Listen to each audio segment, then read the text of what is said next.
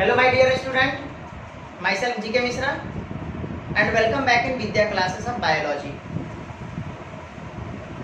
आज हम लोग स्टार्ट करेंगे माइक्रोस्पोरोजेनेसिस के कुछ प्रोसेस के बारे में देखेंगे, ठीक है। जैसे कि हम लोग पहले के क्लास में आपको माइक्रोस्पोरोजेनेसिस क्या होता है इसके बारे में बताया था। हमने माइक्रोस्पोरोजेनेसिस किस तरह हो रहा है उसके पूरे प्रोसेस को बताया था, बट उसको अभी नोट नहीं करवाया था मैंने, ठीक है। उसके प्रोसेस को एक छोटे से टर्म में, एक छोटे से ग्राफ में मैंने आपको बताया था, जो अभी हम लोग पहले उसको डिस्कस कर लेते हैं, फिर उसके बाद उसके एक एक कर करके प्रोसेस को लिखेंगे, ठीक है। तो चलिए अब आइए हम लोग देखते हैं माइक्रोस्पोरोजेनेसिस के बारे में। यहाँ सबसे पहले हम लोग माइक्रोस्पोरोजेनेसिस में देखिए, माइक्रोस्पोरोजेनेसिस में एक टर्म हम आपको बताए थे जिसके भी लास्ट में ये जेनेसिस लगा हुआ होता है, जिसके भी लास्ट में ये जेनेसिस लगा हुआ होता है, वहां पे हम जेनेसिस का मतलब क्या होता है, टू फॉर्मेशन। जेनेसिस का मतलब होता है टू फॉर्मेशन। यहाँ पे फॉर्मेशन किसका होगा, तो फॉर्मेशन होगा माइक्रोस्पोर का। तो हम क्या बोलेंगे, the process of formation of microspore is called microsporogenesis. अभी तक हम इससे तो ये इसका डेफिनेशन यही बता रहे हैं ना, हम जिस तरह समझा रहे हैं अभी आपको, उस तरह से अगर हम माइक्रोस्पोरोजेनेसिस का डेफिनेशन की बात करें तो क्या होगा, माइक्रोस्पोरोजेनेसिस में जेनेसिस का मतलब होता है to formation and microspore means होता है पोलन ग्रेन, ठीक है। The process of formation of pollen grain is called microsporogenesis.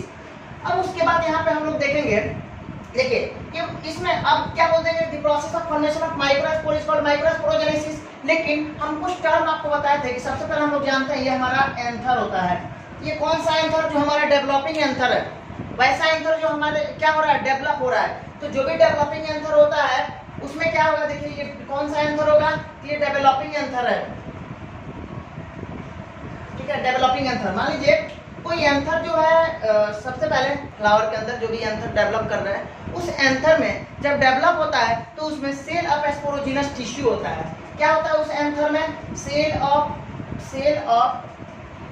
Sporogenous tissue, cell of sporogenous tissue होगा।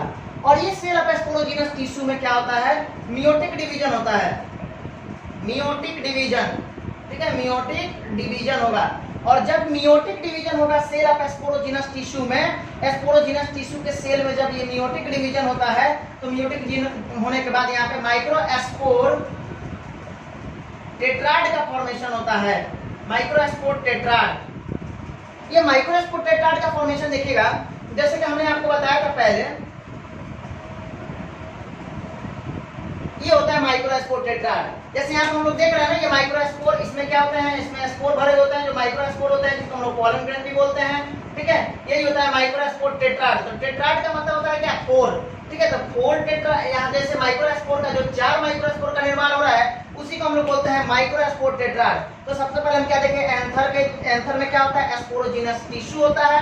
स्पोरोजिनस टिश्यू से स्पोरोजिनस टिश्यू का सेल होता है और उसमें मियोटिक डिवीजन होता है। और मियोटिक डिवीजन होने के बाद माइक्रोस्पोर टेट्राड जो होते हैं, ये माइक्रोस्पोर टेट्राड में अब क्या होगा, तो इसमें माइक्रोस्पोर टेट्राड के अंदर अब हम जानते हैं कि प्रत्येक माइक्रोस्पोर टेट्राड में क्या होता है, पोटेंशियल पोलन होता है। इसमें पोटेंशियल पोलन होगा, ये बात हम लोग कर चुके हैं। पोटेंशियल पोलन, इसी को हम लोग पीएमसी बोलते हैं, पोलन मदर सेल, या फिर इसी को हम क्या बोलते हैं, एमएमसी, माइक्रोस्पोर मदर सेल, ठीक है। तो इसके बारे में हम लोग बातें कर चुके हैं। अब यहाँ पे क्या होता है, तो पोटेंशियल पोलन सेल में ये या एमएमसी में क्या होता है, तो फिर से इस एमएमसी में क्या होगा जी, तो मियोसिस होगा, ये मियोसिस होगा। और मियोसिस होने के बाद क्या होता है, तो माइक्रोस्पोर का फॉर्मेशन होता है, माइक्रोस्पोर, या उसी को हम लोग क्या बोलते हैं, पोलन ग्रेन, पोलन ग्रेन का फॉर्मेशन होगा, ठीक है। अब जैसे कि यहाँ पोलन ग्रेन का ये पीएमसी का फुल फॉर्म यहाँ लिख दे रहे हैं। पीएमसी का मतलब क्या होता है, पोलन मदर सेल। और फिर एमएमसी का मतलब क्या होता है, microspore mother cell, microspore mother cell, ठीक है। तो ये एमएमसी और पीएमसी दोनों एक ही है, पोलन मदर सेल बोलिए या फिर माइक्रोस्पोर मदर सेल बोलिए, क्योंकि माइक्रोस्पोर को ही हम लोग पोलन बोलते हैं ना, पोलन ग्रेन बोलते हैं। अब यहाँ पे हम क्या देखें कि माइक्रोस्पोर या ये पोलन मदर सेल या एमएमसी में क्या होता है, मियोसिस होता है, और मियोसिस होने के बाद ये माइक्रोस्पोर का फॉर्मेशन करता है और इसी को हम लोग पोलन ग्रेन बोलते हैं। इस तरह से हमारा माइक्रोस्पोरोजेनेसिस का पूरा प्रोसेस कंप्लीट हो गया। और इस पूरे प्रोसेस को आप क्या कहेंगे, इस प्रोसेस को हम क्या कहते हैं, तो ये प्रोसेस कहलाता है, प्रोसेस को हम लोग क्या कहते हैं, तो देखिए ये प्रोसेस कहलाता है माइक्रोस्पोरोजेनेसिस। माइक्रोस्पोरोजेनेसिस, ठीक है, इस प्रोसेस को हम लोग क्या कहते हैं, माइक्रोस्पोरोजेनेसिस। ठीक है, तो ये हमारा माइक्रोस्पोरोजेनेसिस का जो भी टॉपिक था खत्म हो गया। अब हम लोग को माइक्रोस्पोरोजेनेसिस के अब इसी टर्म के बारे में हम अभी आपको बताएंगे कि किस तरह एंथर में स्पोरोजिनस टिश्यू होता है और ये स्पोरोजिनस टिश्यू कहाँ से आया, फिर माइक्रोस्पोर का माइक्रोस्पोर टेट्राड का फॉर्मेशन ये कैसे किया, इसमें किस तरह पोटेंशियल पोलन में मियोसिस हुआ और मियोसिस होकर माइक्रोस्पोर का फॉर्मेशन किया। तो अब हम लोग इसके प्रोसेस के बारे में देखेंगे। अब आएंगे, अब हम लोग देखते हैं माइक्रोस्पोर के कुछ प्रोसेस के बारे में, माइक्रोस्पोरोजेनेसिस के प्रोसेस के बारे में। जैसे कि हम लोग तो ये समझ लिए कि माइक्रोस्पोरोजेनेसिस क्या किस तरह हो रहा था, उसके एक एक हम लोग फ्लो चार्ट को देखे थे, अभी फ्लो चार्ट दिखाया था मैंने। तो अब हमको ये देखना है कि माइक्रोस्पोरोजेनेसिस क्या प्रोसेस क्या है, किस तरह उसमें माइक्रोस्पोर का फॉर्मेशन जैसे हुआ और कैसे एंथर डेवलप हो रहा है, किस तरह ये प्रोसेस हो रहा है, उसके बारे में हम लोग देखेंगे। आइए सबसे पहले हम लोग इसको समझते हैं, तो इसको नोट करेंगे और समझेंगे। इससे पहले हम एक एक कर करके, जैसे बोला जा रहा है माइक्रोस्पोरोजेनेसिस की ये प्रोसेस है, इज द एंथर डेवलप्स, जैसे जैसे एंथर डेवलप्स होता है the cell of the sporogenous tissue undergo meiotic divisions to form microspore tetrad. जैसे जैसे एंथर में क्या होता है, एंथर में डिवीजन होता है, सॉरी एंथर का जैसे जैसे डेवलपमेंट होता है वैसे वैसे एंथर में जो स्पोरोजिनस सेल है, सेल स्पोरोजिनस टिश्यू का जो सेल है उसमें क्या होता है, मियोटिक डिवीजन होता है। हमने क्या बोला कि जैसे जैसे एंथर डेवलप होगा उसमें जो भी स्पोरोजिनस टिश्यू का सेल होता है उसके अंदर मियोटिक डिवीजन होता है, और मियोटिक डिवीजन होने के बाद ये माइक्रोस्पोर टेट्राड का फॉर्मेशन करते हैं। क्या करेंगे, माइक्रोस्पोर टेट्राड का फॉर्मेशन करेंगे, यही होता है ना माइक्रोस्पोर टेट्राड। तो जैसे कि एक बात आपको बता दें, जब भी डिवीजन हो रहा होता है ना एंथर में, जब माइक्रोस्पोरोजेनेसिस माइक्रोस्पोर का फॉर्मेशन हो रहा होता है, उस वक्त जब भी एंथर क्या होता है, एंथर डेवलप हो रहा होता है, तो उसी समय एंथर के अंदर जो स्पोरोजिनस सेल के टिश्यू होते हैं उसमें क्या होता है, मियोटिक डिवीजन होता है, और मियोटिक डिवीजन करके वो क्या करते हैं, माइक्रोस्पोर टेट्राड का फॉर्मेशन करते हैं। और यही माइक्रोस्पोर टेट्राड जो होता है, ये यहाँ पे जो हम देख रहे हैं ये माइक्रोस्पोर टेट्राड हुआ, और इसी माइक्रोस्पोर टेट्राड में क्या होता है, इन्हीं के पास में ये कैपेसिटी होता है, इस माइक्रोस्पोर टेट्राड के पास ये कैपेबिलिटी होता है कि क्या कर सके, माइक्रोस्पोर का फॉर्मेशन कर सके मियोसिस के द्वारा। तो आइए हम उसके बारे में अगला पॉइंट देख लेते हैं। तो अब जैसे आएंगे हम यहाँ क्या देखते हैं, अगला पॉइंट हमारा is the anther is each cell of the sporogenous tissue is capable of giving rise to a microspore tetrad, each one is a potential pollen, उसी को हम लोग बोलते हैं पोलन मदर सेल या माइक्रोस्पोर मदर सेल एमएमसी।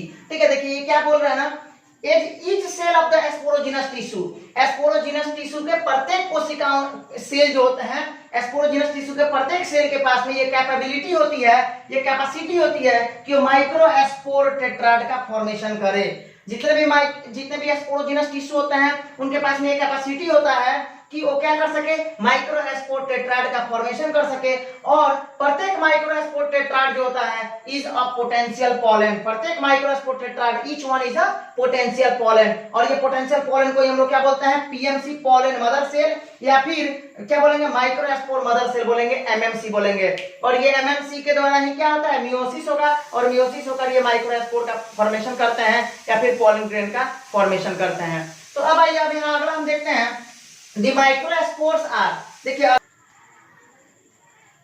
तो अब जैसे आएंगे हम यहाँ क्या देखते हैं, अगला पॉइंट हमारा is the anther is each cell of the sporogenous tissue is capable of giving rise to a microspore tetrad, each one is a potential pollen, उसी को हम लोग बोलते हैं पोलन मदर सेल या माइक्रोस्पोर मदर सेल एमएमसी। ठीक है, देखिए ये क्या बोल रहा है ना, each cell of the sporogenous tissue, sporogenous tissue के प्रत्येक कोशिकाओं सेल जो होते हैं, स्पोरोजिनस टिश्यू के प्रत्येक सेल के पास में ये कैपेबिलिटी होती है, ये कैपेसिटी होती है कि वो माइक्रोस्पोर टेट्राड का फॉर्मेशन करे। जितने भी स्पोरोजिनस टिश्यू होते हैं उनके पास में ये कैपेसिटी होता है कि वो क्या कर सके, माइक्रोस्पोर टेट्राड का फॉर्मेशन कर सके। और प्रत्येक माइक्रोस्पोर टेट्राड जो होता है इज अ पोटेंशियल पॉलन, प्रत्येक microspore tetrad each one is a potential pollen. और ये पोटेंशियल पॉलन को हम लोग क्या बोलते हैं, पीएमसी पॉलन मदर सेल, या फिर क्या बोलेंगे माइक्रोस्पोर मदर सेल बोलेंगे, एमएमसी बोलेंगे। और ये एमएमसी के द्वारा ही क्या होता है, मियोसिस होगा, और मियोसिस होकर ये माइक्रोस्पोर का फॉर्मेशन करते हैं या फिर पॉलन ग्रेन का फॉर्मेशन करते हैं। तो अब आइए अब यहाँ अगला हम देखते हैं द माइक्रोस्पोर्स आर। देखिए अब देखिए यहाँ जैसे कि हम अगला पॉइंट क्या देख रहे हैं, the microspores as they are formed are arranged in a cluster of 4 cells called microspore tetrad। अब ये microspore tetrad क्या होता है, तो the microspore as they are formed, जब microspore का फॉर्मेशन हो रहा था, microspore का जब निर्माण हो रहा था, तो उस समय में ये क्या हो रहा था, 4 कोशिकाओं में, 4 सेल के क्लस्टर में, क्लस्टर का मतलब होता है गुच्छा, ठीक है, या 4 सेल के गुच्छे में क्या होता है, ये अरेंज हो जा रहा था, बढ़ जा रहा था, और इसी को हम लोग बोलते हैं माइक्रोस्पोर टेट्राड। जब भी ये माइक्रोस्पोर क्या हो रहा था, माइक्रोस्पोर्स का जब भी फॉर्मेशन हो रहा था, तो उस समय में ये 4 कोशिकाओं में क्या हो जा रहा था, अरेंज हो जा रहा था, और यही 4 कोशिकाएं क्या कहलाती है, माइक्रोस्पोर टेट्राड कहलाती है। चलिए तो ये हमारा टॉपिक कंप्लीट होता है। इसके बाद इसके कुछ और माइक्रोस्पोरोजेनेसिस के कुछ और प्रोसेस है, उसको हम लोग डील कर लेते हैं। अब आइए हम लोग देखते हैं इसको, एज द एंथर्स मैच्योर। अगला पॉइंट हमारा क्या है, जैसे एंथर मैच्योर होता है, as the anthers mature, anther जैसे मैच्योर होता है, तो dehydrate and dehydrate the microspores dissociate from each other and develop into pollen grain. देखिए हम लोग एक बार जानते हैं माइक्रोस्पोर जो होता है, उसी माइक्रोस्पोर के द्वारा क्या होता है, ये जो माइक्रोस्पोर हुआ, तो माइक्रोस्पोर के द्वारा ही पॉलन ग्रेन का निर्माण होता है, तो इसीलिए हम लोग माइक्रोस्पोर को पॉलन ग्रेन मानकर चल रहे थे। लेकिन अब यहाँ पे ये देख रहे हैं हम लोग, अभी तक जो भी देख रहे थे कि माइक्रोस्पोर बोलिए तो या फिर उसी को पॉलन ग्रेन बोलते हैं, लेकिन नहीं, माइक्रोस्पोर डेवलप होकर पॉलन ग्रेन का निर्माण करता है। अब वो किस तरह, देखिए बोला जा रहा है, जब भी एंथर एज द एंथर, जैसा कि एंथर मैच्योर होता है और जब वो डिहाइड्रेट होता है, एंथर मैच्योर होकर जब डिहाइड्रेट होगा, तो जितने भी जो माइक्रोस्पोर होते हैं वो माइक्रोस्पोर डिसोसिएट होते हैं, अलग अलग हो जाते हैं फ्रॉम ईच अदर, एक दूसरे से अलग अलग हो जाएंगे, and develop into pollen grain, और वही माइक्रोस्पोर अलग अलग होकर पॉलन ग्रेन में डेवलप हो जाते हैं। ठीक है, अगला पॉइंट देखिएगा, इनसाइड ईच माइक्रोस्पोरेंजियम, प्रत्येक माइक्रोस्पोरेंजियम के अंदर क्या होता है, सेवरल थाउजेंड्स ऑफ माइक्रोस्पोर्स होते हैं, मतलब प्रत्येक माइक्रोस्पोरेंजियम के अंदर कई सारे, कई हजार क्या होते हैं वहां पे, माइक्रोस्पोर्स होते हैं, या फिर उन्हीं को पॉलन ग्रेन्स बोल रहे हैं। अच्छा एक बात बताइए, अभी माइक्रोस्पोर्स को ही हम लोग पॉलन ग्रेन बोलते हैं, ये बात याद रखिएगा। तो सर अभी तो आप बताए थे कि माइक्रोस्पोर में और पॉलन ग्रेन में डिफरेंस होता है, जी बिल्कुल थोड़ा डिफरेंस है, लेकिन माइक्रोस्पोर ही होता है जो अलग अलग होकर पॉलन ग्रेन में बढ़ जाता है, समझ रहे हैं, तो इसीलिए माइक्रोस्पोर को हम लोग पॉलन ग्रेन भी बोल देंगे। तो यहाँ पे क्या बोला जा रहा है कि प्रत्येक माइक्रोस्पोरेंजियम के अंदर क्या होता है, कई हजार माइक्रोस्पोर्स होते हैं या फिर पॉलन ग्रेन्स होते हैं, are formed that are released with the dehiscence of anther, मतलब प्रत्येक माइक्रोस्पोरेंजियम के अंदर कई हजार माइक्रोस्पोर्स होते हैं या फिर पॉलन ग्रेन होते हैं और पॉलन ग्रेन बनते हैं, और ये जैसे ही एंथर का डेहिसेंस होता है, एंथर का स्फरित होता है, एंथर फटता है, तो उसके साथ ही क्या होते हैं, ये बाहर रिलीज होते हैं। ठीक है, और ये प्रोसेस हमारा माइक्रोस्पोरोजेनेसिस का प्रोसेस कंप्लीट होता है। तो अब हम लोग अगले नेक्स्ट पॉइंट के बारे में देखेंगे। अब यहाँ हम लोग को देखना है जैसे कि मेल गैमेटोफाइट जो होता है, फ्लावर का जो मेल गैमेटोफाइट होता है एंथर, ठीक है, तो एंथर में क्या होता है, पॉलन ग्रेन होता है। तो अभी हम लोग पॉलन ग्रेन के बारे में देखेंगे, पॉलन ग्रेन का क्या फंक्शन है, क्या रोल है, उसके बारे में हम लोग समझेंगे। ठीक है, हमने तो अभी देखा कि पॉलन ग्रेन का निर्माण हमने करवा दिया, कैसे निर्माण करवाया है, तो देखिए हमने क्या बोला था सबसे पहले कि जो एंथर, ये क्या बोला था, जो एंथर डेवलप कर रहा होता है, डेवलपिंग एंथर होता है, तो उस एंथर के अंदर क्या होता है, एस्पोरोजीनस टिश्यू होता है, और ये एस्पोरोजीनस टिश्यू में क्या होता है, तो इस एस्पोरोजीनस टिश्यू में मियोटिक डिवीजन होगा, और मियोटिक डिवीजन होकर ये क्या बनाते हैं, तो माइक्रोस्पोर टेट्राड का फॉर्मेशन करते हैं, माइक्रोस्पोर टेट्राड का, और प्रत्येक माइक्रोस्पोर टेट्राड के पास में एमएमसी माइक्रोस्पोर मदर सेल या फिर पीएमसी होता है, जिसको पोटेंशियल पॉलन हम लोग बोल रहे हैं, और इसमें फिर से क्या होगा, तो इसमें मियोसिस होता है, और मियोसिस होकर क्या करता है, पॉलन ग्रेन का फॉर्मेशन करता है, यहाँ पॉलन ग्रेन का फॉर्मेशन होता है। यही प्रोसेस होता है हमारा टोटल माइक्रोस्पोरोजेनेसिस में। तो क्या हुआ, एंथर जो डेवलप हो रहा होता है उस एंथर में स्पोरोजिनस टिश्यू होते हैं, वो स्पोरोजिनस टिश्यू में मियोटिक डिवीजन होगा। और एक बात आपको बता दें, जब भी मियोटिक डिवीजन होता है तो वहां क्रोमोसोम के नंबर में क्या होता है जी, कोई चेंजिंग नहीं होता है क्रोमोसोम के नंबर में। लेकिन जब मियोसिस होता है तो क्रोमोसोम का नंबर क्या होता है, यहाँ पे हाफ हो जाता है। क्या, क्रोमोसोम का नंबर हाफ हो जाएगा। यहाँ क्रोमोसोम के नंबर में कोई भी चेंजिंग नहीं होगी, ठीक है, क्रोमोसोम के नंबर में कोई चेंजिंग नहीं होगी। और फिर क्या होगा, मियोटिक डिवीजन हुआ तो माइक्रोस्पोर टेट्राड का फॉर्मेशन हुआ। अब ये माइक्रोस्पोर टेट्राड क्या करते हैं, एमएमसी, इसमें माइक्रोस्पोर टेट्राड में क्या होता है, एमएमसी होता है या फिर पोलन मदर सेल होता है। और ये पोलन मदर सेल के द्वारा मियोसिस होता है और मियोसिस होने के बाद पोलन ग्रेन का निर्माण होता है। अब आपसे क्या क्वेश्चन पूछा जाएगा इसमें, बताइए पोलन ग्रेन क्या होता है या फिर माइक्रोस्पोर जो होता है वो क्या होता है। तो वो डिप्लॉयड होता है, हैप्लॉयड होता है, तो उसे हम बोलेंगे हैप्लॉयड। क्यों, क्योंकि ये मियोसिस के द्वारा बन रहा है। तो मियोसिस के द्वारा जिस भी चीज का फॉर्मेशन होता है वो क्या होता है, हैप्लॉयड होता है। तो यहाँ पे ये हैप्लॉयड हो जाएगा, ठीक है। तो चलिए अब हम लोग अगले पॉइंट के बारे में डिस्कस करते हैं, इसके पोलन ग्रेन के बारे में डिस्कस करेंगे। अगला पॉइंट पोलन ग्रेन है। अब आइए हम लोग देखते हैं स्ट्रक्चर ऑफ पोलन ग्रेन्स। अब पोलन ग्रेन के स्ट्रक्चर के बारे में समझते हैं, कैसे स्ट्रक्चर होता है पोलन ग्रेन का। अब देखिएगा, जैसे सबसे पहले हम लोग देख रहे हैं पोलन ग्रेन में ये जो बाहरी लेयर होता है ना पोलन ग्रेन का, उसको हम लोग बोलते हैं क्या, एक्साइन। उसको हम क्या बोलते हैं, एक्साइन, बाह्य त्वचा जिसको बोलते हैं हिंदी में। अंदर वाला जो लेयर होता है ना पोलन ग्रेन का, उसको हम लोग बोलते हैं इंटाइन, अंतःचोल, ठीक है। ये बाह्य चोल हुआ, ये अंतःचोल हुआ। अब उसके बाद ये हुआ, उसके अंदर क्या होता है, न्यूक्लियस होता है और इसको केंद्रक बोलते हैं हिंदी में। अब देखेंगे ये जो, और यहाँ पे बाह्य चोल होता है, एक्साइन होता है। तो एक्साइन के पास में क्या होता है, एक्साइन वाले लेयर में कई कई जगह पे जर्म पोर होते हैं। देखिए ये जो जर्म पोर आप लोग देख रहे हैं, ये जर्म पोर की एक बात क्या है, इसी के द्वारा जब भी पोलन ग्रेन का निर्माण होता है, जब भी पोलन ट्यूब का निर्माण होता है ना, हम लोग पढ़े हुए थे कि स्टिग्मा जो होता है क्या होता है, स्टैंडिंग प्लेटफॉर्म होता है ना, स्टैंडिंग प्लेटफॉर्म होता है पोलन ग्रेन के लिए।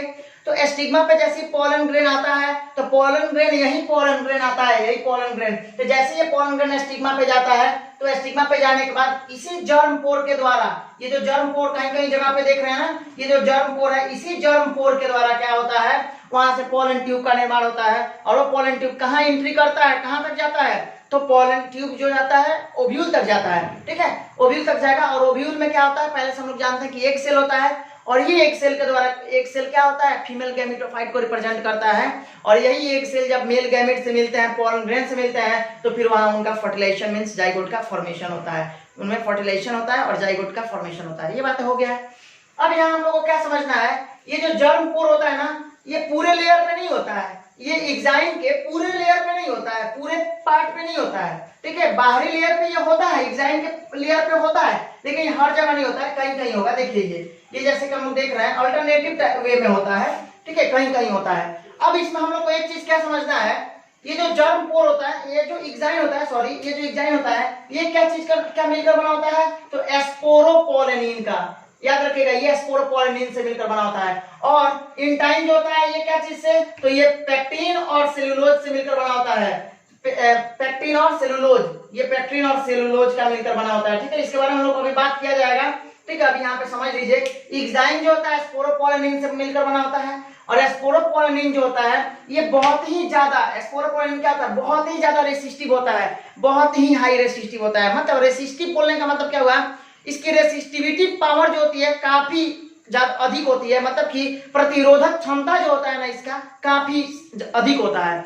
अब जैसे प्रतिरोधक क्षमता एक्साइन का हम क्या बोलेंगे, जो एक्साइन, क्यों, क्योंकि एक्साइन जो होता है स्पोरोपोलेनिन से मिलकर बना होता है और स्पोरोपोलेनिन को कोई भी ऐसा एंजाइम नहीं होता है जो डाइजेस्ट कर सके, इसलिए स्पोरोपोलेनिन को कोई डाइजेस्ट नहीं कर पाता है, मतलब कि इसको किसी भी तरह से एंजाइम के द्वारा डाइजेस्ट नहीं किया जा सकता है, इसको तोड़ा नहीं जा सकता है, ब्रेक इसका नहीं हो सकता है, ठीक है। तो इस वजह से जो एक्साइन होता है, बाहरी जो लेयर होता है, ये स्पोरोपोलेनिन होता है पोलन ग्रेन का, इसीलिए बाहरी लेयर इसका जल्दी नष्ट नहीं होता है। और ये जो जल्द नष्ट नहीं होता है, इस कारण क्या होता है, ये पोलन ग्रेन अधिक से अधिक दिनों तक बना रहता है। समझ रहे हैं बात को, मतलब किसी भी तरह का टेम्परेचर, किसी भी तरह का ह्यूमिडिटी इन्हें नष्ट नहीं कर सकता इस स्पोरोपोलेनिन को, ठीक है। अब उसके अंदर जब हम आते हैं तो जो इंटाइन पार्ट होता है, इंटाइन पार्ट किससे किससे मिलकर बना होता है, तो ये पेक्टिन और सेलुलोज से मिलकर बना होता है। तो यहाँ दो चीजें मिला हुआ है, पेक्टिन और सेलुलोज, तो हम लोग क्या बोल देते हैं, पेक्टोसेलुलोज भी बोलते हैं, ठीक है। ये पेक्टोसेलुलोज से मिलकर बना होता है। ये पूछा जाता है कि नीट में क्वेश्चन इससे पूछा हुआ है, एग्जाइन जो होता है पोलन ग्रेन का जो बाहरी लेयर होता है वो क्या चीज से मिलकर बना होता है, ये क्वेश्चन पूछा गया है। तो क्या चीज से मिलकर बना होता है, ये स्पोरोपोलिन से मिलकर बना होता है, ओके। अब यहाँ जो न्यूक्लियस होता है, अब एक बात आपको समझा दें हम, ये जो न्यूक्लियस है ना, इसमें ये न्यूक्लियस, तो ये डिवाइड करता है, ये न्यूक्लियस डिवाइड करता है। तो ये बताइए न्यूक्लियस डिवाइड कब करेगा, जब पोलन ग्रेन का निर्माण नहीं हुआ रहता है।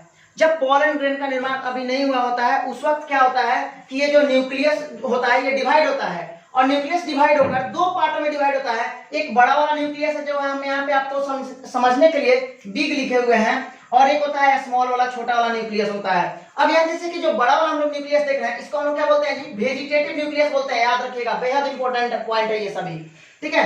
अभी आपको क्या समझना है, पहले पोलन ग्रेन के स्ट्रक्चर के बारे में समझ लेना है।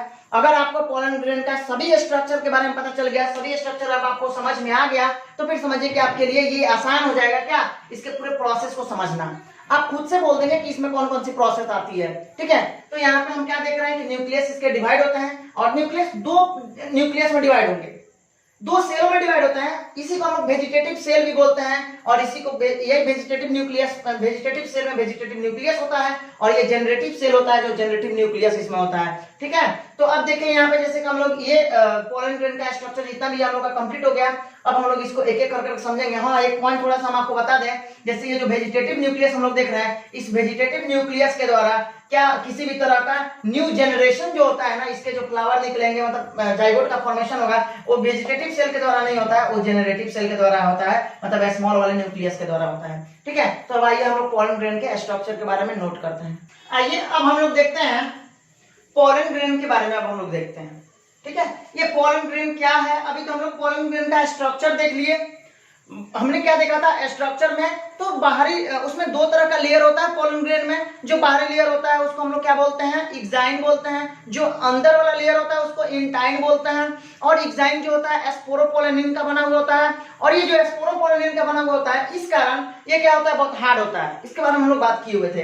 ये हार्ड होता है क्यों, क्योंकि स्पोरोपोलेनिन से बना हुआ होता है, और स्पोरोपोलेनिन के जो रेसिस्टिव पावर होती है, जो क्षमता होता है इसका, कहीं पे भी बना हुआ रहता है, किसी भी तरह का टेम्परेचर हो, ये बना का बना रहता है, ठीक है। तो एक टर्म होता है एनसीईआरटी में, हम लोग उसके बारे में डील करेंगे, ठीक है। It with x tends with high temperature, ठीक है, और ह्यूमिडिटी। ये हाई टेम्परेचर या ह्यूमिडिटी पे भी, उसके बावजूद भी ये बना का बना रहता है, ठीक है। क्यों, क्योंकि इसके बाहरी जो लेयर होते हैं पोलन ग्रेन के, वो स्पोरोपोलेनिन के बने हुए होते हैं, ठीक है। अब यहाँ पे हम लोग को जो देखना है, सबसे पहले एक हमारा जो पॉइंट है, आइए आप पोलन ग्रेन के बारे में एक एक करके हम लोग पूरे पॉइंट को एक बार डिस्कस कर लें। देखिए पोलन ग्रेन में हमने क्या बोला आपको, पोलन ग्रेन जो होता है ये रिप्रेजेंट करता है मेल गैमीट को, बिल्कुल सही है, मेल गैमीटोफाइट को ये रिप्रेजेंट करता है, निरूपित करता है। अब उसके बाद पोलन ग्रेन जो होता है ये जनरली स्फेरिकल इन शेप, इसका शेप कैसा होता है, तो अभी हम लोग देख लिया, इसका शेप जो होता है स्फेरिकल होता है, ठीक है, स्फेरिकल शेप होगा। और अगर हम लोग इसका मेजर करते हैं तो कितना, तो 25 से 50 माइक्रोमीटर होता है इसका डायमीटर। अगर इसका डायमीटर को हम लोग देखें तो इस स्फेरिकल जो होता है, तो इसका डायमीटर जो होता है कितने का होता है, तो 25 से 50 माइक्रोमीटर का होता है, ओके। अब यहाँ पे हम लोग देखते हैं इट हैज टू वॉल्स, इसमें कितने वाल होंगे, दो वाल होंगे, हमने पहले बात कर चुका है। कौन कौन से वाल, एक होता है एक्साइन और एक क्या होता है इंटाइन। तो एक्साइन किसको बोलते हैं, तो ये बाहरी वाल होता है, और इंटाइन क्या होता है, ये अंदर वाला वाल होता है। तो अब एक्साइन के बारे में देखिए, हम लोग देखते हैं एक्साइन क्या है, ये हार्ड आउटर लेयर होता है। हम क्या बोले इसके बारे में, it is the hard outer layer, ये बाहरी लेयर होता है जो हार्ड होता है, जिसको हम लोग क्या बोलते हैं, कॉल्ड बाहरी लेयर जो है हार्ड होता है, जिसको हम लोग बोलते हैं एक्साइन, ठीक है। ये क्या चीज से मिलकर बना होता है, तो it is made up of sporopollenin, sporopollenin से मिलकर बना हुआ होता है। और ये जो स्पोरोपोलेनिन होता है तो उसके बारे में दिया हुआ है, which is one of the most resistant organic material. ये क्या होता है, एक तरह का ये बहुत ही अधिक क्या होता है, रेसिस्टेंट ऑर्गेनिक मटेरियल होता है। काफी इसकी क्षमता जो होती है ना, किसी भी तरह से, किसी भी टेम्परेचर में, किसी भी ह्यूमिडिटी में ये क्या होता है, बना का बना रहता है, ठीक है। मतलब इसमें प्रतिरोधक क्षमता जो होता है ना, काफी अधिक होता है, ठीक है, आइए अब हम लोग देखते हैं, जैसे कि अब हमारा जो पॉइंट है, अगला जो पॉइंट है उसके बारे में कुछ हम लोग देख लेते हैं। ये हम लोग अभी पढ़ रहे हैं क्या, पोलन ग्रेन के बारे में पढ़ रहे हैं। तो पोलन ग्रेन का जो अगला टॉपिक है उसके बारे में हम लोग डील करते हैं। देखिए ये क्या बोला जा रहा है, it can with stand. With stand का मतलब होता है बना रहना, ठीक है, बना रहना। तो it can with stand high temperature and strong acids and alkali. देखिए ये बोला जा रहा है ना कि जो पोलन ग्रेन होता है ये हाई टेम्परेचर पे और उसके साथ ही साथ स्ट्रॉन्ग एसिड्स हो या फिर स्ट्रॉन्ग अल्कली हो, उसके बावजूद भी ये बना का बना रहता है, कभी वो डिजेनरेट नहीं होने वाला है, डिग्रेड नहीं होने वाला है, टूटने उठने वाला नहीं है। अब यहाँ हम लोग ये देख रहे हैं, नो एंजाइम्स दैट डिग्रेड्स एस्पोरोपोलिन सो फार। कोई भी ऐसा एंजाइम नहीं है जो एस्पोरोपोलिन को क्या कर सके, डिग्रेड कर सके, उसे उसका डिजेनरेट कर सके, तोड़ सके उसको, ठीक है। तो अब यहाँ हम क्या देख रहे हैं, क्या क्या देखें कि हाई टेम्परेचर के बावजूद भी ये कैसे, हाई टेम्परेचर हो या फिर स्ट्रॉन्ग एसिड्स एंड अल्कली हो या फिर कोई भी ऐसा एंजाइम नहीं है जो उसको डिग्रेड कर सके एस्पोरोपोलिन को, ठीक है। अगला पॉइंट क्या है, ये पोलन ग्रेन जो होता है, पोलन ग्रेन जो एग्जाइन होता है, पोलन ग्रेन का एग्जाइन बोलने का मतलब क्या होगा, पोलन ग्रेन का जो बाहरी लेयर होता है एग्जाइन, तो एग्जाइन है प्रोमिनेंट अपर्चर्स, ठीक है, प्रोमिनेंट अपर्चर्स होता है जिसको हम लोग जर्म पोर बोलते हैं। देखिए एग्जाइन का जो लेयर होता है, यहाँ सीधी सी आपको बात ये समझना है। देखिए थोड़ा एनसीईआरटी का लाइन है और ये जो एनसीईआरटी का लाइन होता है ना, थोड़ा घुमा हुआ होता है, तो बस आपको अब समझ के चलना है, बस लैंग्वेज को पकड़ना है, ठीक है, किसी भी तरह से आपको लैंग्वेज को पकड़ना है, उस वर्ड को समझना है। अगर आप लगेंगे उसका मीनिंग बनाने तो फिर समझिए कि कभी समझ में नहीं आने वाला है, और अगर रटेंगे भी तो समझिए कि गया, क्वेश्चन ही सॉल्व होने वाला है। और जितने भी नीट का क्वेश्चंस आते हैं सभी एनसीईआरटी से ही होते हैं। आपको अब देखिए, आप लोग 32 ईयर का क्वेश्चन बैंक लगाएंगे, सभी क्वेश्चंस लगेंगे। अभी तक हम लोग जहां तक पढ़े हुए हैं ना, यहाँ तक के रिलेटेड जितना भी क्वेश्चन आया हुआ है पोलन ग्रेन का, आज आप लोग जाकर सॉल्व कर लीजिएगा, उससे सभी क्वेश्चन लग जाएंगे, एक भी क्वेश्चन नहीं छूटने वाला, हमारा सारा क्वेश्चन सॉल्व होने वाला है। अब यहाँ हम लोग जैसे क्या देख रहे हैं, एनसीईआरटी का लाइन है, बार बार बोल रहे हैं एनसीईआरटी का लाइन है, थोड़ा टफ होता है, तो ध्यान देंगे इस पे और अच्छे से पढ़ेंगे, इसको समझेंगे, बस इतना ही है, समझ लेना है, रटना नहीं है। तो कुछ बच्चे सोच रहे होंगे सर तो एनसीईआरटी का लाइन क्यों पढ़ा रहे हैं, कोई ऐसा अदर जो पब्लिकेशन वाले होते हैं उनके बुक को फॉलो करिए ना, बहुत ही उनका लैंग्वेज बहुत ईजी होता है ना, बहुत इजीली तरीके से वो याद हो जाते हैं। रट्टा मारने में, रट्टाफिकेशन ऐसे भी आप लोग की आदत है ना रट्टाफिकेशन करने की, तो रट्टाफिकेशन में भी अच्छा लगता है, पर नहीं, ऐसा कुछ भी नहीं है, ठीक है। हमें यहाँ क्या करना है, इस तरह से कोई रट्टाफिकेशन वाला काम नहीं करना है, और हम लोग को किसी साइड बुक को पढ़ना है, किसी भी एक्स्ट्रा बुक को नहीं पढ़ना है, अभी एनसीईआरटी पे फोकस करना है। मान ली जितने भी ये अभी नीट वाले स्टूडेंट हैं, इस बार जो भी नीट के पेपर दे रहे हैं ना, जितने भी स्टूडेंट, उन सभी के लिए एक और न्यूज है कि उन्हें सिर्फ और सिर्फ अभी पेपर को, जितने भी अभी उनका बहुत कम समय है, सभी उनका जो पेपर होने वाला है, तो उस पे अभी टाइम उनके पास इतना कम है कि अगर वो मान लीजिए कि अगर एक्स्ट्रा बुक से पढ़ते हैं तो एक चैप्टर को कंप्लीट करते करते उनका क्या पेपर आ जाएगा, और क्वेश्चन कितना सॉल्व करेंगे, जितना एनसीईआरटी से लगता है उतना है, मतलब जितना एनसीईआरटी से, सारा पॉइंट एनसीईआरटी से ही रहेगा, तो हम क्यों एक्स्ट्रा बुक पढ़ेंगे। हमें एनसीईआरटी थोड़ा टफ है, लेकिन उसको आदत डालेंगे पढ़ने का, डेली पढ़ेंगे, सब ईजी हो जाएगा, ठीक है। अब देखिए, आइए तब यहाँ देखते हैं ये क्या बोला गया, जैसे कि ये लैंग्वेज को आपको समझना है, बस समझ लेना है। क्या बोला गया कि हाई टेम्परेचर और स्ट्रॉन्ग एसिड और अल्कली में भी ये बना का बना रहता है। विथ स्टैंड का मतलब होता है बना रहना, ठीक है, विथ स्टैंड का मतलब होता है बना रहना। और no enzymes that degrade sporopollenin is so far, किसी भी तरह का एंजाइम जो होता है इसका डिग्रेड नहीं कर सकता, इसको तोड़ नहीं सकता है, बस इतना आपको याद रखना है। अगला क्या पॉइंट देखें, पोलन ग्रेन में जो एग्जाइन होता है उसके पास में क्या होता है, एक अपर्चर होता है, कुछ स्ट्रक्चर होता है, ठीक है, जिसको हम लोग जर्म पोर बोलते हैं, जनन छिद्र बोलते हैं। और ये germ pore where sporopollenin is absent, और ये जो जर्म पोर होता है वहां क्या होता है, स्पोरोपोलिन एब्सेंट होता है, स्पोरोपोलिन नहीं होता है। अच्छा अगर होता तो क्या होता, मान लो कि सर आपने ये बताया, ये जो बाहरी लेयर है,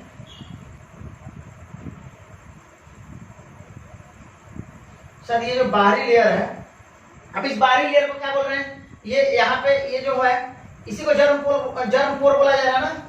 तो ये जो जर्म पोर आप बोल रहे हैं, ये जर्म पोर जो होता है जनन छिद्र, इसमें स्पोरोपोलिन क्यों नहीं होता है, और अगर होता तो क्या होता है।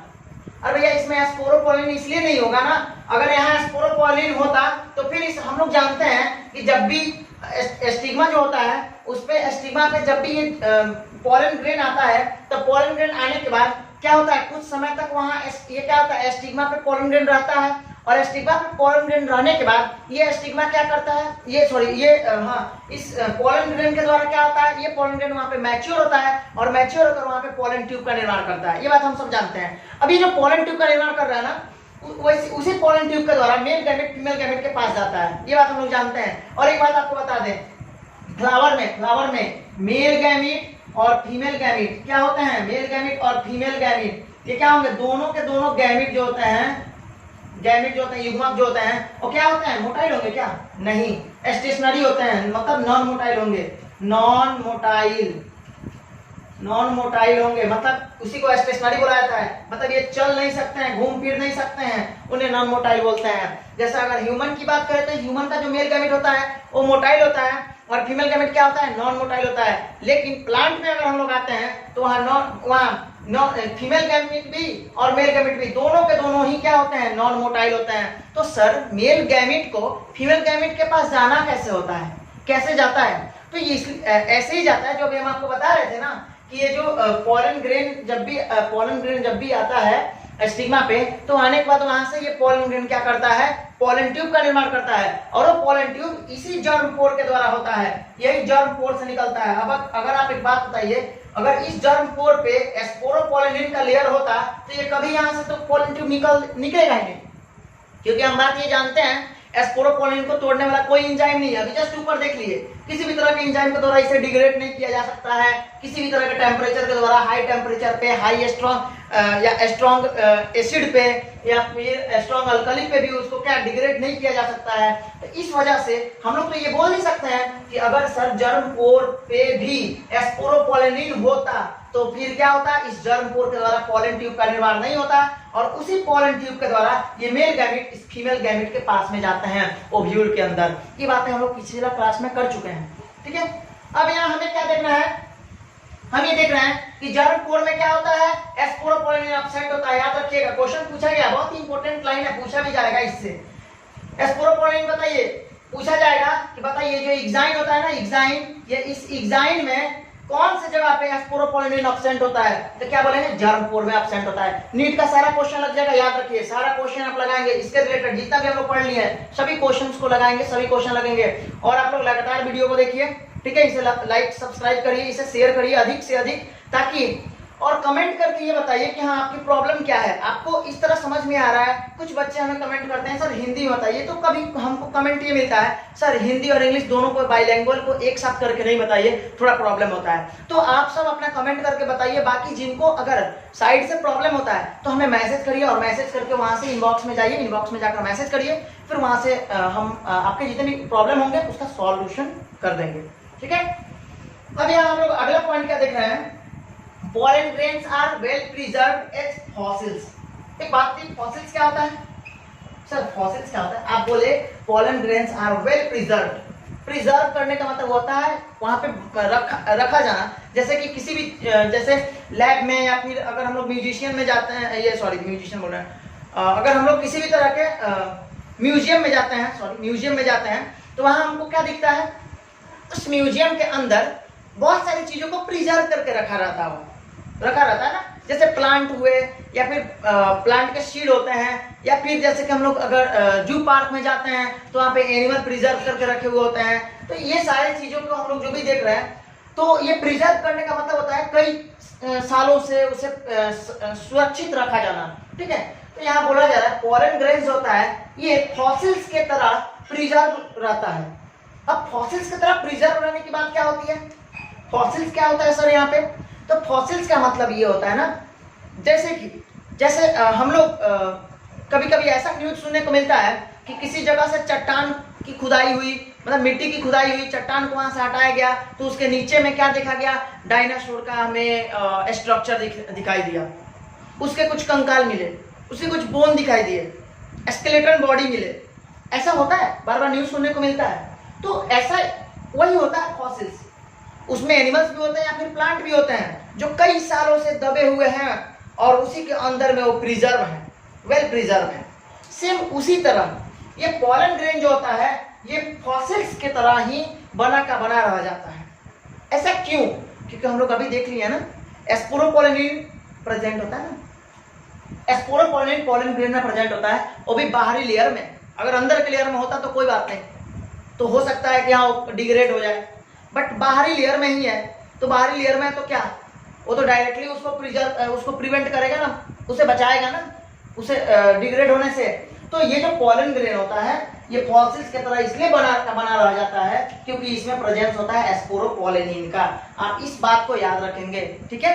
तो चलिए अब हम लोग इसके कुछ अगला पॉइंट, जैसे कि जो इंटाइन है, इसके पॉलन ग्रेन के इंटरनल पार्ट जो होता है इंटाइन, तब हम लोग इंटाइन के बारे में बातें करेंगे। और इंटाइन के बारे में जैसे कि हम पहले आपको बता चुके हैं कि वो क्या चीज से मिलकर बना होता है, सेलुलोज और पैक्टिन से मिलकर बना होता है, ठीक है। तो इसको हम लोग कहीं कहीं जगह पे पैक्टोसेलुलोज भी बोलते हैं, पैक्टोसेलुलोज से मिलकर बना होता है, मतलब सेलुलोज और पैक्टिन दोनों से मिलकर बना हुआ होता है। अब आइए देखते हैं हम लोग इंटाइन के बारे में, ठीक है। जैसे कि हम लोग एक्साइन के बारे में तो हम आपको बता दिए, लेकिन अब हमारा क्या है, इंटाइन देखना है। तो इंटाइन हम पहले आपको क्या बता चुके हैं, इंटाइन एक इनर वॉल होता है, पॉलन ग्रेन का आंतरिक भाग होता है, उसी को इंटाइन बोलते हैं, बिल्कुल सही है। The inner wall of the pollen grain is called the intine. ये हम लोग इंटाइन के बारे में बात कर चुके हैं। अब यहाँ पे देखते हैं, इट इज थिन, ये क्या होता है, पतला होता है, एंड कंटिन्यूअस लेयर, ये क्या होता है, कंटिन्यूअस लेयर होता है, पतला सा कंटिन्यूअस लेयर होता है, ठीक है। किसी भी तरह का, जैसे कि हम लोग बाहरी जो लेयर देखे थे वो क्या था, ये कंटिन्यूअस नहीं था, ऐसे था ना, ये कंटिन्यूअस नहीं था, इरेगुलर टाइप का था, लेकिन ये रेगुलर होता है, ठीक है, इसलिए इसको क्या बोल दिया गया, कंटिन्यूअस होता है। चलिए अब यहाँ पे हम लोग क्या अगला पॉइंट क्या देखते हैं, ये क्या होता है, it is thin and continuous layer, पतला सा होता है और कंटिन्यूअस सतत लेयर होता है, सतत लेयर इसको बोलते हैं, कंटिन्यूअस लेयर होता है, and made up of cellulose and pectin, ये सेलुलोज और पैक्टिन का बना हुआ होता है। तो इसको हम लोग एक और नाम से बोल देते हैं, क्या, दोनों को एक साथ मिलाकर पैक्टोसेलुलोज, सेलुलोज, ठीक है, पैक्टोसेलुलोज भी इसको हम लोग बोलते हैं, ठीक है। अब यहाँ पे देखिए cytoplasm of pollen grain, pollen grain का जो साइटोप्लाज्म होता है ये सराउंडेड होता है, मतलब घिरा हुआ होता है, किसके द्वारा, प्लाज्मा मेम्ब्रेन के द्वारा। प्लाज्मा साइटोप्लाज्म, पॉलन ग्रेन का जो साइटोप्लाज्म होता है वो घिरा हुआ होता है, किसके द्वारा, प्लाज्मा मेम्ब्रेन के द्वारा, ठीक है, प्लाज्मा मेम्ब्रेन के द्वारा। अब यहाँ हम लोग देखते हैं, when the pollen grain is mature, जब ये पॉलन ग्रेन मैच्योर हो जाता है, ये सभी एनसीईआरटी का लाइन है, सभी एनसीईआरटी का टॉपिक हम लोग डील कर रहे हैं। जब भी पॉलन ग्रेन मैच्योर होता है, it contains 2 type of cells, ठीक है। जब भी पॉलन ग्रेन क्या हो जाए, मैच्योर हो जाए, तो ये 2 तरह के सेल को कंटेन करता है, उसमें 2 तरह के सेल होते हैं। कौन, पहला सेल को हम लोग बोलते हैं वेजिटेटिव सेल और दूसरे को जेनरेटिव सेल बोलते हैं। और यहाँ पे वेजिटेटिव सेल जो होता है ये क्या होता है, ये बिगर होता है, ये बड़ा होता है, ठीक है। और ये जो जेनरेटिव सेल होता है ये क्या होता है, स्मॉलर होता है, ठीक है, छोटा होता है, ये स्मॉलर होगा। और यहाँ पे ये वेजिटेटिव सेल के बारे में देखिए, तो वेजिटेटिव सेल इज बिगर, बड़ा होता है, हैज अबंडेंट फूड रिजर्व, इसके पास में क्या होता है, फूड की मात्रा, इसमें अधिक से अधिक फूड होते हैं, प्रचुर मात्रा में, बोलेंगे क्या, प्रचुर मात्रा में इसमें फूड जो होता है उनका भंडारण होता है, उसमें स्टोर होते हैं। And a large irregularly shaped nucleus, और इसी में एक बड़ा सा इरेगुलर शेप में, इरेगुलर, रेगुलर और इरेगुलर अलग अलग होता है, जैसे आप लोग पढ़े होंगे ना, इरेगुलर और रेगुलर में, जैसे देखिएगा ये होता है रेगुलर और ये हुआ क्या, ये इरेगुलर हुआ, इस तरह से, ठीक है, तो रेगुलर और इरेगुलर। तो यहाँ पे क्या बोला जा रहा है, इरेगुलरली शेप में क्या होता है, जो न्यूक्लियस होगा, ये इरेगुलरली शेप में क्या होता है, न्यूक्लियस होता है, किसमें, वेजिटेटिव सेल में। तो अब आइए जैसे कि हम लोग देखते हैं, अब अगला पॉइंट है कुछ, जैसे कि हम यहाँ देख रहे हैं जेनरेटिव सेल इज स्मॉल, यहाँ जैसे हम अभी देखे थे क्या, वेजिटेटिव सेल और जेनरेटिव सेल के बारे में देखे थे। तो वेजिटेटिव सेल के बारे में हम लोग ये देखे थे कि वेजिटेटिव सेल क्या होता है, साइज में बड़ा होता है और उसमें क्या होता है, एक न्यूक्लियस होता है जो इरेगुलर शेप का होता है। अब यहाँ हम लोग को देखना है जेनरेटिव सेल के बारे में, जो बी नंबर सेल था, generative cell. Generative cell is small and floats in the cytoplasm of the vegetative cell. देखिए ये होता क्या है, हम लोग देख रहे थे कि वेजिटेटिव सेल के अंदर क्या होता है, वेजिटेटिव सेल के अंदर साइटोप्लाज्म भरे हुए होते हैं, ठीक है। तो उसी के साइटोप्लाज्म में क्या होता है, ये जेनरेटिव सेल जो स्मॉल होता है और उसी के साइटोप्लाज्म मतलब वेजिटेटिव सेल के साइटोप्लाज्म में ये जो जनरेटिव सेल होता है वो क्या करता है, तैरते रहता है। वेजिटेटिव सेल के साइटोप्लाज्म में जनरेटिव सेल है वो क्या होता है, फ्लोएट करता है, तैरते रहता है। किसमें, तो इसके साइटोप्लाज्म में। अब यहाँ पे इट इज स्पाइंडल शेप्ड, ये कैसा होता है, तुरबुज आकार का होता है, इसको हिंदी में बोले तो, ठीक है, मतलब ये स्पाइंडल शेप का होता है। With dense cytoplasm and nucleus, ये जो होता है स्पाइंडल शेप का होगा, उसके साथ ही साथ डेंस साइटोप्लाज्म। इसमें डेंस साइटोप्लाज्म का मतलब होता है सघन साइटोप्लाज्म होते हैं, घना साइटोप्लाज्म होता है इसके अंदर, एंड और न्यूक्लियस, और एक न्यूक्लियस होता है, ठीक है। अब यहाँ अगला हमारा जो पॉइंट है ये क्या है, pollen grains of many species cause. Pollen grains आप देखिए, जैसे कि आपको एक बात होता है, pollen grain of many species, many species, बहुत सारे स्पीसीज के जो पोलन ग्रेन्स होते हैं वो क्या कॉज कर सकते हैं, बहुत सारे, तो क्या बोले, जैसे कि pollen grains of many species, pollen grains of many species cause severe allergies and bronchial affliction, ठीक है, in some people after leading to chronic respiratory disorder, जिसमें कौन कौन आता है, अस्थमा और ब्रोंकाइटिस। अब समझिएगा इस चीज को, ये कहने का मतलब ये है पोलन ग्रेन के द्वारा बहुत सारे तरह के अलग अलग, जैसे कि ब्रोंकायल एफ्लिक्शन बोले का मतलब हुआ श्वसन के रिलेटेड प्रॉब्लम होता है, सांस के रिलेटेड प्रॉब्लम होता है, जिसको श्वसन वेदना बोलते हैं, ठीक है।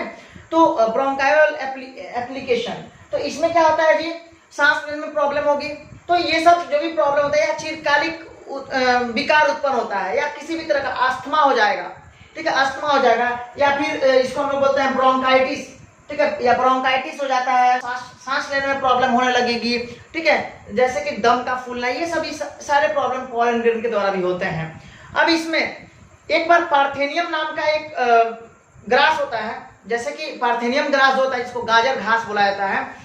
जब सीड आया ना वीट का जब गेहूं का जब सीड आया बाहर से इंडिया में, तो उस समय में पार्थेनियम ग्रास, याद रखिएगा एनसीईआरटी का पॉइंट है, पार्थेनियम ग्रास उस वीट के साथ आया, और वही पार्थेनियम ग्रास होता है इस तरह के एलर्जी को कॉज करता है। कौन सा एलर्जी को, तो ये एलर्जी होता है ब्रोंकायल एफ्लिक्शन, इसमें ब्रोंकायल एफ्लिक्शन आता है, और कुछ क्रोनिक रिस्पायरेटरी डिसऑर्डर भी होते हैं, मतलब चिरकालिक श्वसन विकार होते हैं। चिरकालिक श्वसन विकार मतलब होता है सांस लेने में प्रॉब्लम होगी, ठीक है, जिसमें कि कौन कौन आता है, जैसे कि कौन, अस्थमा आएगा और ब्रोंकाइटिस आएगा, ठीक है, अस्थमा और ब्रोंकाइटिस, ठीक है। तो पोलन ग्रेन के अलग अलग स्पीसीज के जो पोलन ग्रेन होते हैं उनके द्वारा अलग अलग तरह के एलर्जी होते हैं, ठीक है। अब उसमें से कुछ श्वसन विकार होते हैं, जैसे कि कुछ श्वसन विकार होते हैं जो क्या करते हैं, क्रोनिक रिस्पायरेटरी डिसऑर्डर करते हैं, उनके द्वारा क्या होता है, ये उन्हें बीमारी भी, उस इंसान में बीमारी भी हो सकता है इसके द्वारा, जैसे कि अस्थमा हुआ या ब्रोंकाइटिस हुआ, ठीक है, इस तरह के डिजीज जो होते हैं पोलन ग्रेन के द्वारा भी हो जाते हैं। अब यहाँ पे अगला पॉइंट है, pollen grains are rich in nutrition. Pollen grain जो होता है ये पोषण, जो इसका पोषक तत्व जो होता है, न्यूट्रिशन जो होता है इसका, ये पोलन ग्रेन में अधिक से अधिक मात्रा में पाया जाता है, ठीक है। पोलन ग्रेन में न्यूट्रिशन, पोषण की मात्रा अधिक से अधिक होती है। इस कारण जैसे कि आजकल एक ट्रेंडिंग चला हुआ है, जैसे वेस्टर्न में अगर हम लोग देखें, वेस्टर्न कंट्री की बात करें, ठीक है, पश्चिमी देशों में अगर हम लोग बात करें, तो वहां पे ना इस पोलन ग्रेन के टैबलेट और सिरप के रूप में पूरे मार्केट में मिलता है। पोलन ग्रेन का जो फूड सप्लीमेंट जिसको बोलते हैं, फूड सप्लीमेंट्री के रूप में पोलन ग्रेन का वहाँ सिरप और टैबलेट बिकता है, हर जगह मार्केट में वहाँ मिलता है, ठीक है। तो ये बोला जा रहा है कि पोलन ग्रेन जब भी हम लोग जानते हैं कि अधिक से अधिक न्यूट्रिशन होता है इसमें, मतलब पोषण तत्व की मात्रा अधिक होती है, पोषक तत्व की मात्रा, इस कारण it has become a fashion in recent years to use pollen tablet as food supplement, और इस कारण आजकल ये एक फैशन बन गया है कि लोग क्या करते हैं आजकल, पोलन टैबलेट का यूज करते हैं फूड सप्लीमेंट्री के लिए, फूड मतलब अपने भोजन लेने के लिए ना वो लोग क्या करते हैं, पोलन टैबलेट के रूप में फूड सप्लीमेंट्री का यूज करते हैं। जैसे कि हम आपको बता ही चुके हैं वो कहाँ पे, तो होता है इन वेस्टर्न कंट्री, बोला गया है in western country large number of pollen product are available in market in the form of tablet और सिरप, ठीक है। मतलब इन वेस्टर्न कंट्री में, पश्चिमी देशों में अधिक नंबर में पोलन प्रोडक्ट का बिक्री होता है, वहां पे मार्केटों में अवेलेबल होते हैं, किसके फॉर्म में, टैबलेट और सिरप के फॉर्म में। तो क्या बोलेंगे, in western country large number of pollen product are available in market in the form of tablet और सिरप। ठीक है, तो ये हमारा यहाँ तक का जो भी टॉपिक था ये कंप्लीट हो गया। एक्साइन इंटाइन के बारे में हम लोग ने देख लिया। फिर उसमें जो भी वेजिटेटिव सेल थे, जनरेटिव सेल थे, वेजिटेटिव न्यूक्लियस था, जनरेटिव न्यूक्लियस था, उनके बारे में हम लोगों ने डिटेल्स में बातें कर ली। अब हमें आगे कुछ इसके रिलेटेड जो टॉपिक हैं, जैसे कि आपसे अब अगला हम लोग जो टॉपिक डील करेंगे उसमें हम लोग ये बात करेंगे कि जैसे कि आप तो ये देख रहे हैं यहाँ एक्साइन के बारे में, एक्साइन में स्पोरोपोलेनिन पाया जाता है, इतना जानते हैं। तो ये जो स्पोरोपोलेनिन है इसके कारण क्या होता है कि रेसिस्टिविटी पावर तो अधिक हो जाती है ना पोलन ग्रेन की, तो फिर क्या वो पोलन ग्रेन कितने दिनों तक रहता होगा, उसकी लाइफ स्पैन कितने दिनों तक होती होगी, तो उसके बारे में हम लोग नेक्स्ट क्लास में बातें करेंगे। ठीक है, नेक्स्ट क्लास बहुत ही इंपॉर्टेंट है, इसलिए इसको देखना ना भूलिएगा। ठीक है, तो चलिए हम लोग इतना तक कंप्लीट करते हैं आज का class. Okay, best of luck.